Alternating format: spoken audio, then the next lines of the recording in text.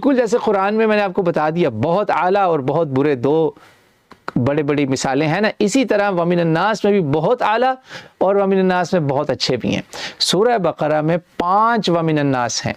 5 ومن الناس، انشاءاللہ سب کا علیحدہ علیحدہ تذکرہ ہوگا۔ آج کا ومن الناس بس اتنا یاد رکھیے کہ آیت نمبر 8 سے آپ شروع ہو جائیں، تقریباً 20 تک جائیں، یہ 12 آیات ہیں۔ اس میں اللہ تعالیٰ نے وہ خصلتیں بتائی ہیں ان لوگوں کی، اللہ نہ کرے کہ میں آپ ان میں شامل ہوں، جو کہتے ہیں کہ ہم کلمہ گو ہیں، مسلمانوں نہ گھبراؤ، شفاعت ان کے گھر کی ہے، ہم ایسے ایسے دعوے کرتے ہیں۔ اللہ تعالیٰ نے کہا نہیں، یہ ومن الناس یہ وہ ہیں جو کلمہ تو پڑھتے ہیں